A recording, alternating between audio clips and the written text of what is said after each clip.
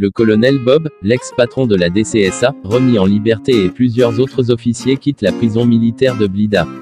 Tebboune et Changria encerclent le général Gris pour éviter toute dérive. Abdelmadjid Tebboune refuse d'assumer seul les tares du système.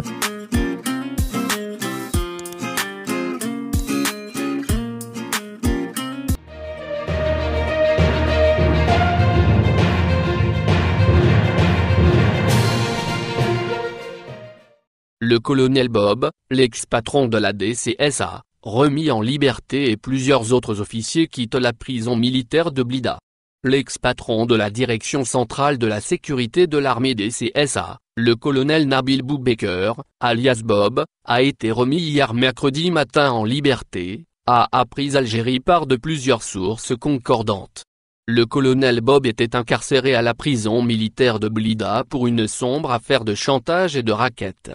Il était placé en détention depuis juillet 2019. Il s'avère finalement que cette affaire n'a aucun fondement, et la justice militaire a prononcé un non-lieu après 9 mois de détention arbitraire, au cours desquels il était accusé à tort d'avoir protégé et couvert les agissements de personnes civiles, ayant racketé des hommes d'affaires ou des personnalités politiques pour leur offrir une immunité garantie par le clan gay de Salah. Ces personnes, des intermédiaires sans foi ni loi, ont parlé au nom du colonel Bob où ils ont utilisé leur proximité avec son entourage pour s'adonner à leurs pratiques mafieuses et ramasser de l'argent auprès des businessmen et politiciens qui faisaient l'objet d'enquêtes sur des faits de corruption. Ce dossier a été finalement préfabriqué pour casser la carrière d'un jeune colonel de 51 qui était chargé au niveau de la DCSA de mener les enquêtes approfondies sur des officiers supérieurs et des généraux puissants de l'état-major de la ANP ou des chefs de corps sécuritaires comme l'ex-patron de la gendarmerie nationale, le général Ghali Belkacir.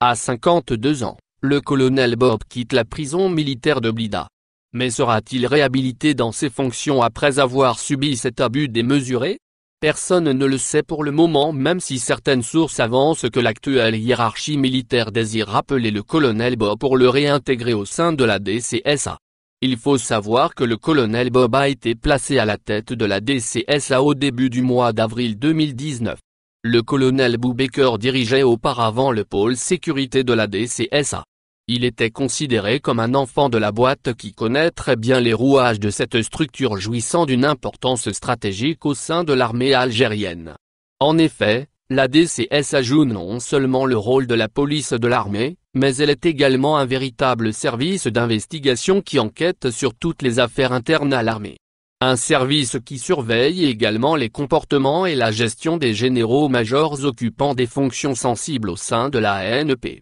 Rappelons enfin qu'une trentaine d'autres officiers ont été également libérés hier mercredi de la prison militaire de Blida. Il s'agit de plusieurs officiers supérieurs qui ont été injustement incarcérés à l'époque d'Ahmed Gay de Salah à la suite de graves accusations qui n'ont jamais été démontrées par des faits ou des preuves avérées. Ils n'avaient même pas bénéficié de procès équitables. Actuelle Info reviendra sur ces cas dans ses prochaines publications avec de nouvelles révélations.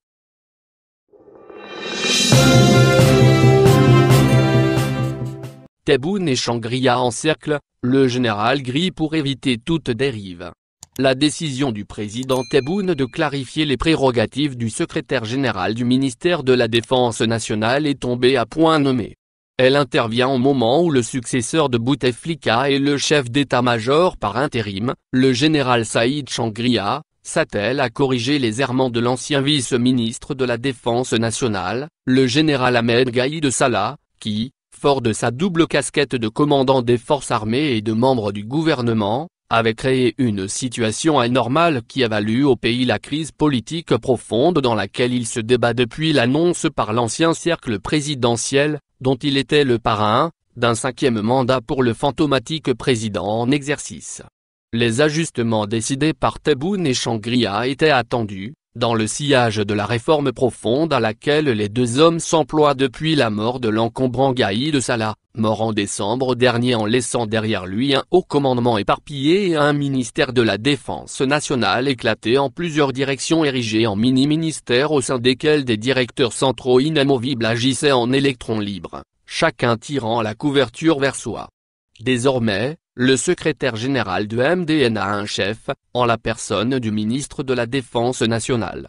Fonction exercée par le président de la République auquel il doit se référer avant toute décision. Par ailleurs, le décret présidentiel publié au journal officiel ce mercredi sépare clairement les prérogatives du secrétaire général du ministère de la Défense nationale et celles du chef d'état-major de la NEP, mettant ainsi fin à une ambiguïté née du monopole de Gaïd Salah sur les deux fonctions qui a intriqué les missions de sorte que certains directeurs centraux aux prérogatives limitées ont étendu leurs tentacules à des secteurs aussi bien au sein de l'armée que dans d'autres institutions gouvernement, justice, communication, gênant ainsi le président, le chef d'état-major de la NEP et le gouvernement dans leur travail. Cette limitation des missions du secrétaire général du ministère de la Défense nationale, poste occupé par le général Abdelhamid Gri actuellement, intervient au lendemain de changements importants opérés à la tête de plusieurs directions sensibles, à savoir le renseignement intérieur, la sécurité de l'armée et la préparation emploi, de même que la désignation de conseillers dans le domaine sécuritaire auprès du chef de l'État et la nomination d'un chef des forces terrestres en remplacement de Saïd Changria qui devrait soit être confirmé dans son poste soit être nommé ministre de la Défense nationale de plein exercice en cédant la casquette de chef d'état-major à un officier sur lequel il aura jeté son dévolu sur la base des compétences et non plus sur celle de la loyauté, comme il l'a lui-même assuré lors de son tout premier discours prononcé devant une hiérarchie militaire au complet.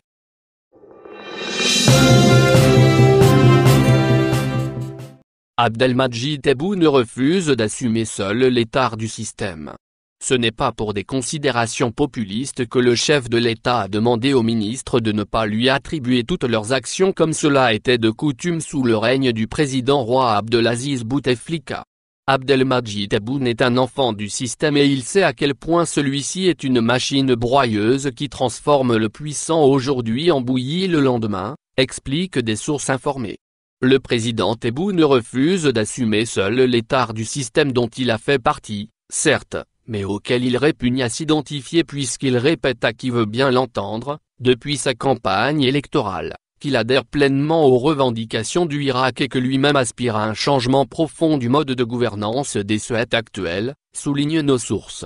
Abdelmadjid Tebboune avait cru utile d'exiger que fût retiré le titre pompeux de son Excellence accolé à son prédécesseur, car il sait comment fonctionnent les rouages de l'État et il est pertinemment conscient que ceux qui l'affublent de tous les qualificatifs dithyrambiques et louangeurs sont ceux-là même qui lui jetteront la première pierre dès qu'il aura un genou à terre et s'en détacheront en l'accusant d'être le seul responsable de tous les malheurs du pays, font remarquer nos sources qui indiquent que la flagornerie a une double arrière-pensée machiavélique, gagner les faveurs du chef et dégager toute responsabilité en cas de problème. C'est fort de cette expérience que le successeur de Bouteflika a encore une fois exigé qu'il ne soit plus fait référence à sa personne lorsqu'il s'agit d'assumer des décisions prises par les hauts fonctionnaires de l'État, chacun dans son secteur, relèvent nos sources, selon lesquelles en agissant ainsi, le président lâche du lest et délègue les prérogatives hyperconcentrées au niveau de la présidence de la République qui bloquait toute la machine. Le chef de l'État n'ignore pas que la crise qui frappe le pays de plein fouet aura des répercussions complexes et dont les premiers effets commenceront à se manifester dès la fin du confinement pour cause d'épidémie du coronavirus. Le Irak est à l'affût et attend que les mesures barrières soient levées pour reprendre son combat, les voyants économiques sont au rouge. Les prix du baril ont chuté d'une façon effrayante quand bien même le ministre de l'Énergie tente de rassurer et la situation sociale est explosive. Tous ces facteurs font que Tebboune prend ses dispositions dès à présent pour ne pas endosser les conséquences de cette situation délicate, observent nos sources qui ne cachent pas leur scepticisme quant à la capacité de l'équipe dirigeante actuelle à faire traverser au pays cette phase inédite avec un minimum de dégâts. Seule la maturité et le stoïcisme des citoyens face à ces nouvelles épreuves sauveront le pays de la catastrophe, estiment nos sources.